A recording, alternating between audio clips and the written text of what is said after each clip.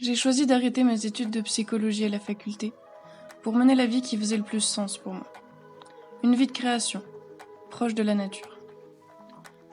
Une vie de création parce que c'est par sa capacité créatrice que l'homme est un être absolument libre.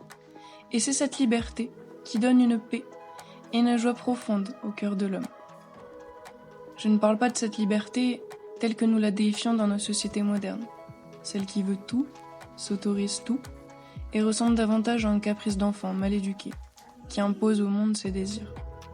Mais c'est une liberté qui compose avec l'univers, dans le respect de sa loi naturelle. Cette liberté de création prend sa place dans la réjouissance permanente des choses simples. Ainsi, le potier n'a d'autre merveille que la terre, l'eau et les cendres, le feu, pour seule base de création. L'artisanat est un art traditionnellement paysan, qui était un moyen de création, mais également de contact avec l'extérieur. Brisant le calme et la solitude de l'atelier, il a surtout à cœur de transmettre quelque chose de vrai et de simple. Les potiers que je vous emmène découvrir reprennent ces techniques anciennes, rurales, partant de matériaux bruts, nobles, paysans qu'ils transforment pour un usage personnel. Alors, dans cette vidéo, j'ai choisi de questionner le quotidien de Marie-Laure et Anatole Blaise, de l'atelier Terra Sauvage, qui ont décidé de vivre de poterie, quelque part en Ardèche, depuis à peu près 1 an et demi. Et alors si je fais cette vidéo, c'est parce que je me suis effectivement moi-même engagée dans une démarche d'installation, et que j'avais trouvé peu de vidéos ou de témoignages clairs à ce sujet sur YouTube avant de me lancer. Donc j'ai profité de ce stage pour leur poser des questions assez pratiques, que j'avais pu me poser moi-même, et auxquelles j'avais jamais trouvé de réponse sur internet. Donc je vous les partage à tous ceux qui auraient peut-être aussi le rêve de devenir artisans et qui se seraient peut-être posé les mêmes questions et qui se les posent toujours. Donc voilà, j'espère qu'elles étancheront votre curiosité. On ferme la porte pour avoir le bruit de fond ou pas? Non, c'est toi qui dis, ça pour va le faire coup. vivant. Ça va? Ok. Ok, bon. Prête à passer à la question? Je suis prête, c'est parti. Alors, première question, depuis combien de temps est-ce que vous êtes potier? Alors, pour ma part, je suis potière en professionnel depuis 1 an et demi. Ouais. Et j'ai démarré la poterie en loisir il y a 4 ans. Donc j'ai fait en loisir semi-pro pendant 3 ans et puis je suis passée en vraiment professionnel déclaré D'accord. il y a 1 an et demi. Donc avec Anatole aussi en même temps depuis 1 an. Voilà, et Anatole depuis 1 an et demi et lui il a démarré en loisir 1 an après moi. Ok, donc Terra Sauvage depuis 1 an et demi. C'est ça. Ensuite, pourquoi est-ce que vous avez choisi un métier d'artisanat d'art comme mode de vie? Alors, c'est vrai que c'est un mode de vie. Déjà parce que tout le côté monde artistique, monde créatif m'a toujours bien attirée, Ouais. mais j'ai jamais trop osé y aller vraiment professionnellement et finalement c'est venu à moi un peu tout seul, dans le sens où du coup ça a été un loisir passion, donc j'ai accordé beaucoup plus de temps. Et puis professionnellement, justement il y a 1 an et demi, mon autre activité ne prenait pas après le déménagement, donc on s'est concentré sur la poterie avec Anatole. Et après, un mode de vie, c'est aussi un choix parce que on est beaucoup plus libre, qu'on voulait pas être salarié d'une entreprise, peu importe le domaine, et que ça reste très créatif et hyper varié. Ouais, vous êtes vraiment libre d'organiser. Voilà, ça reste très contraignant, mais c'est nos contraintes. Mais il faut être aussi bien autonome, bien organisé, pour pas se faire avoir par cette Ouais, c'est ça. On peut vite se faire avoir. Au début, on se prenait beaucoup plus de jours tranquilles, de congés et tout. Et on s'est vite rendu compte qu'en fait, à ce rythme-là, on n'en vivrait pas forcément. Donc, on a mis les bouchées doubles. Et c'est notre vie, mais c'est chouette. Et comment est-ce que vous vous êtes formée? Et du coup, moi je me suis formée en loisir, donc je prenais des cours hebdomadaires, 3 heures par semaine quand j'étais sur Paris. J'ai fait ça pendant 3 ans. J'ai suivi 2 profs, une qui s'appelle Sophia Marty, qui est dans le sud de Paris, et l'autre qui s'appelle Monica Bellini, qui est à Colombes, dans la banlieue parisienne. Et qui m'ont bien formée en tournage et aussi sur toutes les techniques de modelage, sculpture et tout, parce que je voulais quelque chose de très complet, mais en loisir. Et puis à côté de ça, j'ai acheté mon tour très rapidement pour me former beaucoup plus vite. Et Anatole, lui, pour le coup, il s'est formé totalement en autodidacte, c'est-à-dire que moi, je lui ai juste transmis ce que je connaissais, mais j'étais en même temps en apprentissage, donc on pouvait pas dire que j'étais un prof pour lui.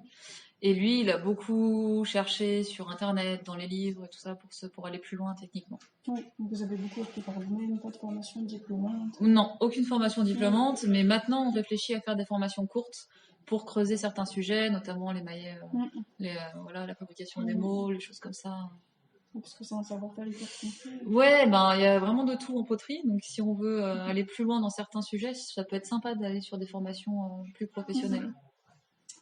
Et donc, la fameuse question du pourquoi de la vidéo, vous confirmez qu'il est possible d'en vivre, certes au prix d'un certain investissement, mais Tout à fait. oui, vous en vivez. Et bon, après, je me dis, en vivre, ça ne veut pas dire grand-chose si on ne prend pas en compte aussi les frais fixes que vous avez, mais grosso modo, votre situation, c'est celle de la plupart des gens, le minimum du confort moderne quand même. Vous avez comme tout le monde un loyer à payer, vous ne faites pas de sacrifices, vous payez l'essence, vous avez une voiture. C'est ça, ouais. Vous faites les courses aussi pour manger. C'est ça, ouais. La première année était un peu plus costaud, donc on a fait, je pense, un peu plus de sacrifices par rapport à la moyenne du confort moderne. C'est-à-dire que après que le loyer était payé, on savait que ça allait, parce que du coup, on vivait un peu. Bon, on s'était mis des défis personnels aussi pour voir à quel point on pouvait vivre au minimum. Donc on prenait des douches froides, on chauffait pas. Donc, voilà, c'est ça. Donc en fait, on avait décidé, pendant un an, on a décidé de ne pas allumer la chaudière. Parce qu'en défi personnel, il y avait le côté où on voulait voir comment on pouvait vivre en utilisant le moins possible d'énergie. Et du coup, voilà, la chaudière était éteinte tout le temps. Les invités étaient très contents de découvrir la douche froide chez nous.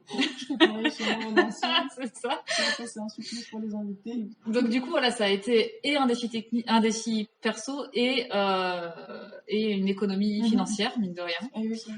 Et pareil pour le bois, on allumait juste le poêle un peu avant de dormir et on dormait à côté du poêle. Enfin, la maison était très froide. Hein, donc, mais c'était hyper intéressant. Et ça nous a permis de faire des économies et de vivre pendant un an que de l'artisanat.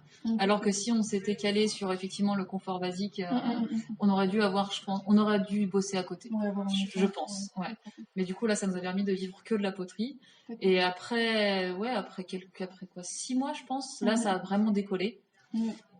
Et là, on s'est fait plaisir. C'est ça.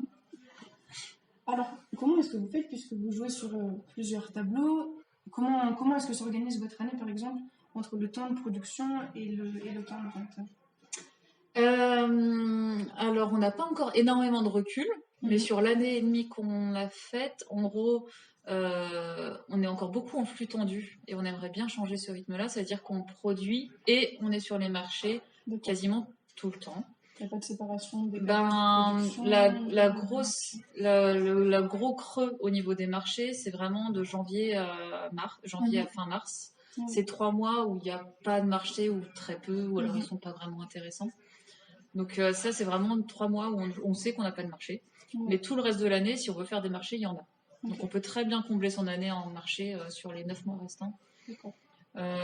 Et après, niveau production, nous, on s'était dit, on produit à fond sur les périodes creuses de marché et le reste du temps, on est en groupe. Mais en fait, ça marche pas. On n'a pas le temps en 3 mois de faire la production d'une année. Donc voilà, donc les week-ends, on est sur le marché, la semaine, on produit.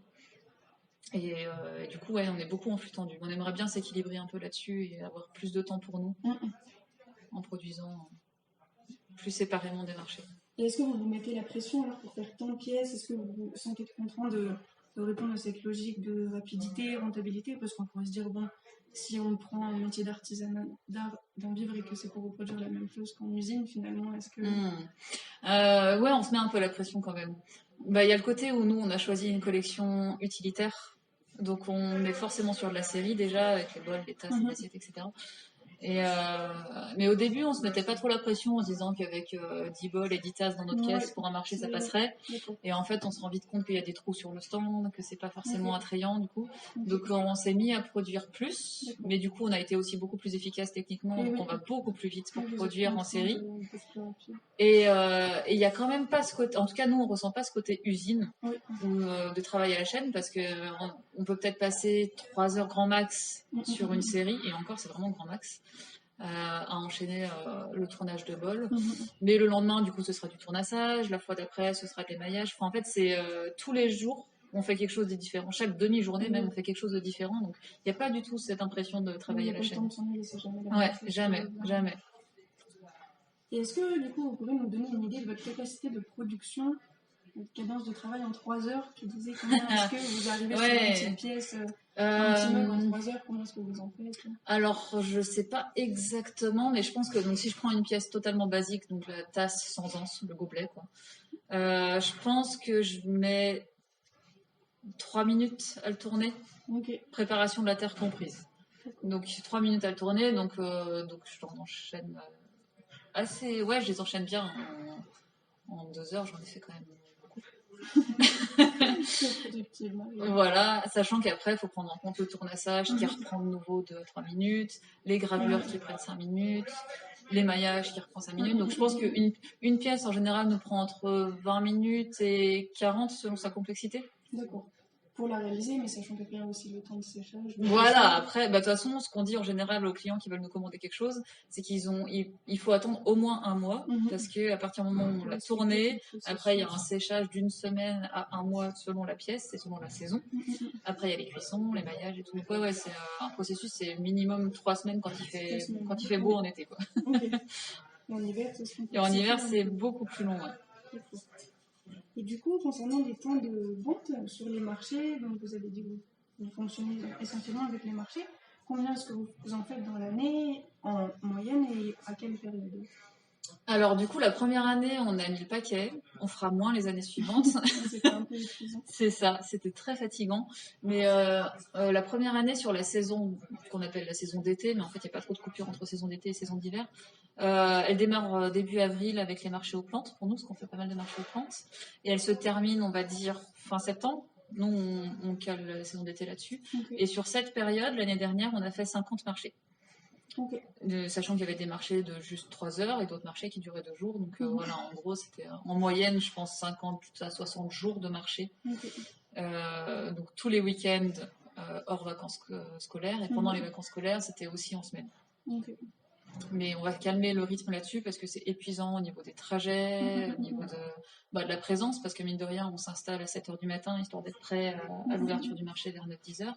Et on désinstalle à la tombée de la nuit, donc on n'est pas chez nous avant 23 heures. Donc c'est des très longues journées en général. Est-ce que vous vous donnez une distance maximum pour faire les marchés dans la région? Ouais, mais pareil, on va réduire la distance aussi. Parce qu'on se donnait jusqu'à 2 heures de route aller. Et maximum. Mais c'était déjà beaucoup trop de se faire 4 heures aller-retour de route. Du coup, et puis comme on se rend compte que notre clientèle est surtout en local, Ardèche-Drôme, ça sert pas à grand chose d'aller plus loin. Donc c'est vraiment sur les événements exceptionnels, type salon ou marché de potier, où là on se permettra d'aller plus loin. Mais dans ce cas-là, vers les familles, tant qu'à faire. Mais sinon, on reste à 1 heure max de voiture. Et alors, est-ce que pour vous, il y a un réel avenir sur les marchés artisanaux ou sur les marchés de potiers? Ou est-ce que les gens achètent de moins en moins, parce qu'on pourrait se dire qu'on peut constater une influence de la baisse du pouvoir d'achat? Alors c'est vrai que nous, on est arrivé quand il y avait déjà cette baisse, donc on n'a pas de comparatif avec la période où ça marchait bien. Mais il y a effectivement plein d'artisans qui ont plus d'ancienneté, qui nous ont expliqué qu'il y avait une réelle baisse vraiment du pouvoir d'achat. Mais en même temps, je pense qu'on en souffre comme eux, mais comme on n'a pas de comparatif, on fait avec en fait. Et après, il y a le côté où de toute façon, si tu vas pas sur les marchés, faut être sacrément présent ailleurs pour réussir à vendre quand même, parce qu'effectivement, on fait un chiffre d'affaires qui est pas fou, mais au moins on vend. Vous vendez, vous faites votre communication aussi. Ouais, voilà, et on fait notre communication quand on reste en local. Alors que si on n'allait pas sur les marchés en se disant il y a une baisse du pouvoir d'achat, faut trouver un autre moyen de se faire de l'argent, et c'est pas simple non plus de trouver d'autres biais. Et justement, sur les marchés de potiers, en étant quand même en majeure partie autodidacte, est-ce que vous avez eu ce sentiment de ne pas être légitime les premiers temps face à des potiers plus initiés, avoir du mal à se faire sa place? Alors, pour l'instant, on n'a fait qu'un seul marché de potiers, parce qu'on n'avait pas encore un dossier suffisamment beau, suffisamment attrayant pour être sélectionné. Mais ce marché de potiers-là, on s'est pas senti... on s'est bien senti à notre place, pour le coup. Parce qu'on a rapidement eu des retours de potiers, que ce soit sur le marché de potiers ou sur d'autres marchés artisanaux d'ailleurs. Mais on a rapidement eu des retours de potiers sortis d'école qui reconnaissaient vraiment notre travail, notre qualité et tout ça. Donc en fait, on s'est rapidement senti à notre place en tant que potier professionnel. Okay. Donc ouais, ça pour le coup, il n'y a pas eu de souci à ce niveau-là. Ok. Et donc vous jouez majoritairement sur les marchés, mais vous revendez aussi par le biais de boutiques. Et donc sur combien de boutiques est-ce que vous misez et qu'est-ce que ça a comme avantage et qu'est-ce que ça a comme contrainte? Alors on est actuellement sur 3 boutiques, plus la nôtre, atelier boutique. Voilà, mais celle-là on ne la compte pas dans les autres. Mais les autres boutiques, du coup, elles ont toutes des fonctionnements différents avec leurs avantages et leurs inconvénients. On a une boutique où c'est un collectif d'artisans, donc c'est nous qui gérons la boutique tous ensemble et qui prenons les décisions, etc. Donc à ce niveau-là, c'est hyper intéressant parce qu'on crée vraiment notre espace à nous. Mais c'est contraignant parce que beaucoup de monde avec qui communiquer, la communication c'est jamais simple. Donc toutes les décisions sont beaucoup plus lentes, il peut y avoir des malentendus, des choses comme ça. Donc humainement c'est compliqué à gérer, il faut être patient.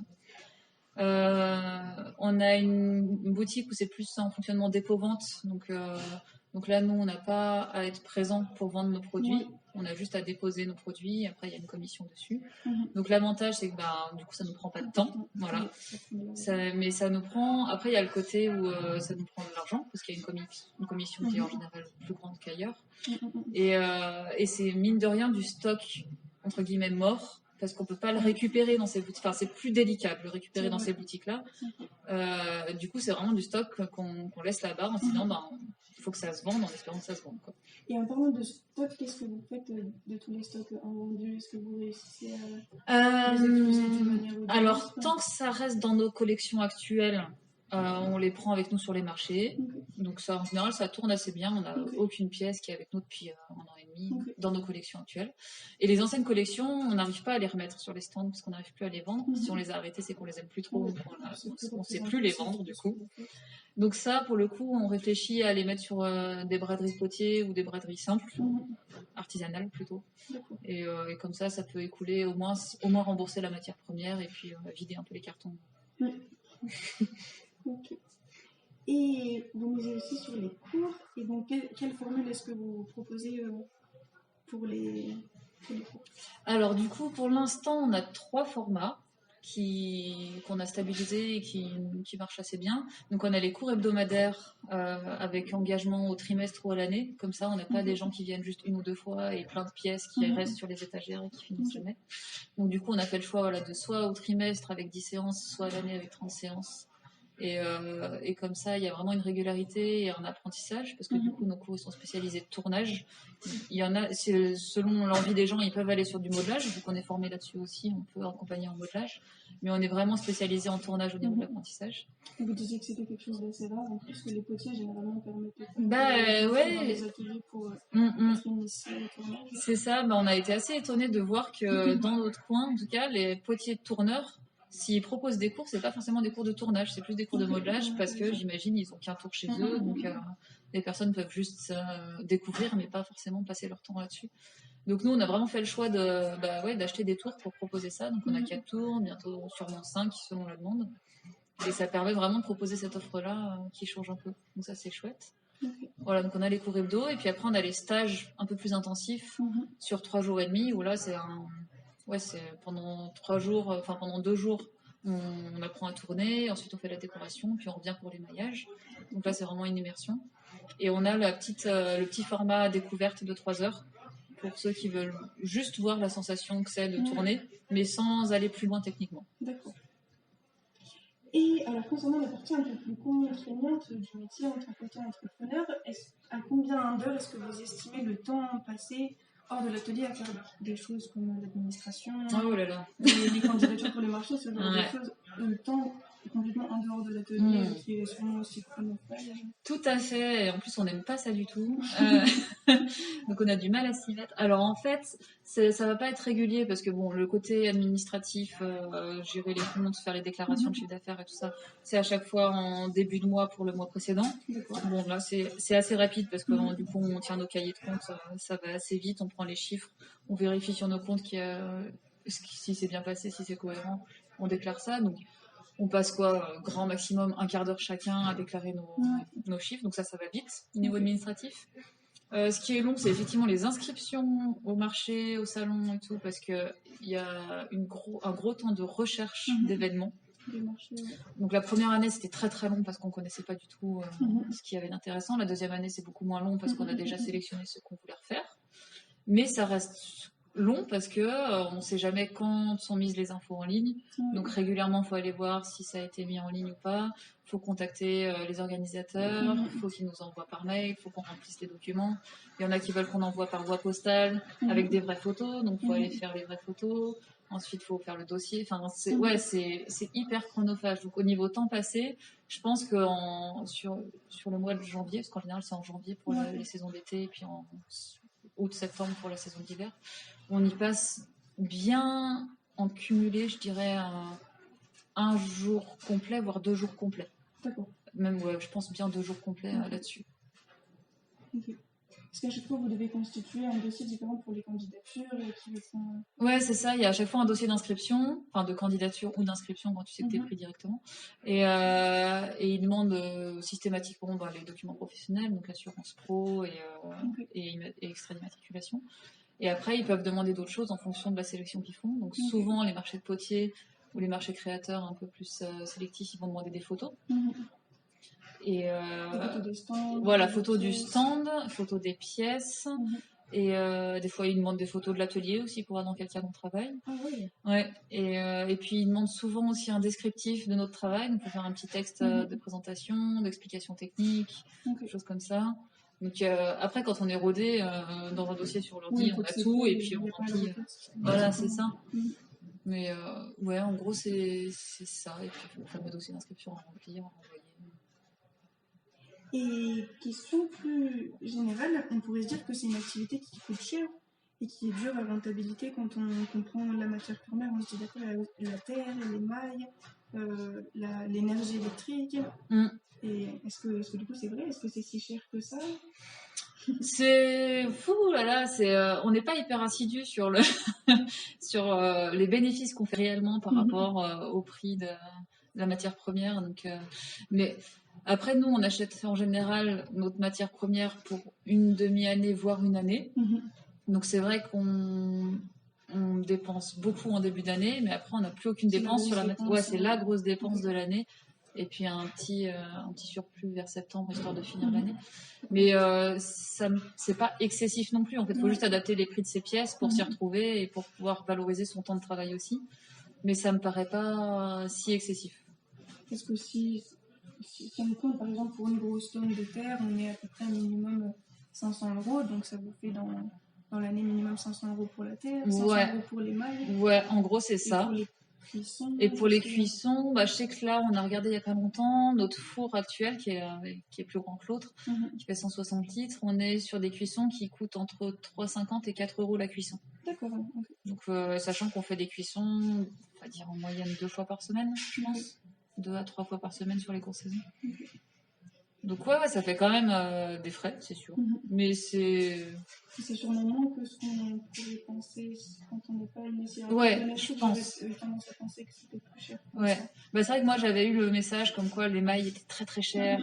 Et en fait, ça fait partie de... On en met très peu. En fait, voilà, c'est ça, parce que notre seau de 5 litres, il faut y aller quand même pour le vider. Donc, ouais. Et alors, je suppose qu'il y a des avantages d'être deux. Et vous sentez, mais comment vous avez réussi à vous répartir les tâches l'un l'autre? Oui, c'est très avantageux d'être deux. Déjà, rien que pour la motivation. Parce que quand on est fatigué ou quand on a l'impression qu'on enchaîne les marchés et que ça ne vend pas, des choses comme ça, être deux, il y en a au moins un qui va relancer le truc, qui va remettre une dynamique. Donc déjà, rien que pour la motivation, ça fait du bien. Ensuite, il y a aussi pour le côté créativité. Quand on cherche une collection, à deux, c'est hyper stimulant. Et chacun a ses exigences, ses envies, donc on essaye d'associer tout ça, et du coup, ça fait qu'on va vite vers quelque chose de beaucoup mieux que si on avait été tout seul. Après, il y a au niveau juste pratico-pratique, pour produire, on va aussi 2 fois plus vite. Et sur les marchés, on s'épuise moins, parce que au niveau des trajets, on peut se relayer si besoin. Pour déballer, remballer, on est deux à porter les caisses et pas tout seul. Enfin, à ce niveau-là, on s'épuise quand même beaucoup moins. Et puis après, niveau répartition des tâches sur la production, on est assez complémentaires, même si on s'est tout faire tous les deux, mais on a nos préférences et du coup ça permet qu'on soit complémentaires. Donc typiquement Anatole il va plus tourner les grosses pièces, il va faire les assemblages d'anses, de bec pour les théières, des choses comme ça. Il aime bien tout ce qui est pièces complexes, donc dès qu'il y a des formes un peu complexes, c'est lui qui s'en occupe.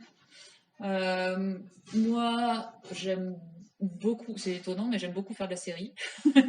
Du coup, moi, je peux enchaîner les 50 gobelets sans problème. J'aime bien ça, ce petit travail à la chaîne qui te vide la tête. Et j'adore tout ce qui est décoration aussi, donc je m'occupe de tout ce qui est gravure, réserve à la cire. Les maillages, en général, on le fait ensemble parce que c'est plus efficace à deux. Donc, tu vois, on est assez complémentaires sur la production. Pour le coup, on se marche pas dessus. Okay. Mais tu peux clairement dire que si vous n'aviez pas été deux, vous en seriez pas. Ah non, c'est sûr que non. C'est sûr que non. Bah, déjà, niveau production, on n'en serait pas là. Et puis, il y a le côté où on est le petit couple de potiers derrière son stand attire beaucoup plus qu'une personne seule. C'est impressionnant. Les gens, ils ont envie de discuter avec nous, ils voient qu'on est des passionnés. Ah ouais, non, mais vraiment, c'est. Et puis, du coup, ça a permis d'avoir plein d'opportunités de développement. On ne serait pas forcément dans toutes ces boutiques si on n'avait pas rencontré du monde. On n'aurait pas l'atelier boutique actuel si on avait. Enfin, vraiment, à deux, on amène. On amène à l'échange. Juste la pièce, mais vraiment les personnes qui sont derrière aussi. Ouais, de toute façon, on remarque souvent sur les marchés que si on discute pas avec les gens, c'est pas forcément des gens. Enfin, c'est souvent des gens qui n'achètent pas. Dès qu'il y a un échange, les gens vont 90% du temps partir avec une pièce. Le coup de cœur pour la pièce et même sans la personne. C'est rare. Je pense que ça représente 10% des gens. Les autres, ils ont besoin d'avoir une histoire derrière la pièce. Okay. Et alors, qu'est-ce que vous donneriez comme conseil à un jeune qui se lance, qui se l'aider, ou qu'est-ce que vous auriez aimé savoir avant de commencer, par exemple, et que vous avez acquis grâce à l'expérience, mais que... Oh, il y a plein de petits conseils à donner. Alors, qu'est-ce qui me vient là tout de suite? Alors, rien que pour la candidature au marché de Potier, jamais on se serait douté des attentes qu'il y a derrière au niveau du jury.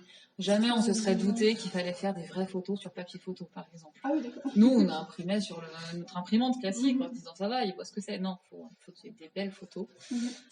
Déjà, rien que ça, on s'en serait jamais douté. Que sur un stand, pour les marchés de Potier, toujours, il faut pas de tissu, mais il faut que du dur.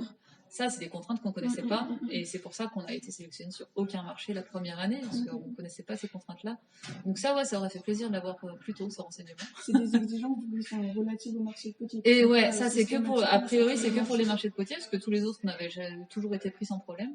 Mais ceux-là, on ne comprenait pas pourquoi on n'était pas pris. Et un jour, on a rencontré quelqu'un du jury d'un marché de Potier sur un marché artisanal qui avait vu nos pièces et qui a dit « Ah, vous devriez postuler à notre marché de Potier ». On a dit « On a postulé, on a été refusé ». Et il a dit « Ah bon ?» Et puis après, il a regardé notre stand et il a dit « Ah bah oui, c'est le tissu, c'est le tissu ». Donc voilà, donc au moins il nous a expliqué et puis il nous a dit aussi papier photo, absolument. Donc là, on avait eu l'info, mais bien plus tard que ce qu'on aurait voulu, quoi. Ça vous aurait permis de gagner du temps. Ah bah ouais, complètement. Et puis après, niveau autre conseil d'installation... Il y a plein de trucs. Je pense qu'il y a le côté où ça sert à rien de tout dépenser dans des petits outils au début parce qu'on peut bricoler plein de trucs tout seul en fait. Il y a le fait. Si, ce qui est important aussi, c'est de ne pas se perdre dans les styles, c'est de se concentrer sur un ou deux styles assez cohérents et ça fait beaucoup plus professionnel. C'est ça, ouais. Parce que si t'as pas d'identité, en fait, les gens ça met moins en valeur tes compétences. Et ça fait très brocante les stands mélangés. Donc il y a ça aussi. Et puis sinon, un conseil, c'est de sortir de son atelier. Il faut aller parler aux autres. Les autres professionnels ont tellement à apporter que c'est important de sortir pour les rencontrer, je pense. Si on n'avait pas eu toutes ces rencontres, on n'aurait pas eu tous ces tuyaux et on ne serait pas là à ce moment-là. Donc ouais, il faut sortir. Ok. Eh ben, merci pour tous ces conseils. Mais avec plaisir. Et j'en ai fini pour toutes mes questions.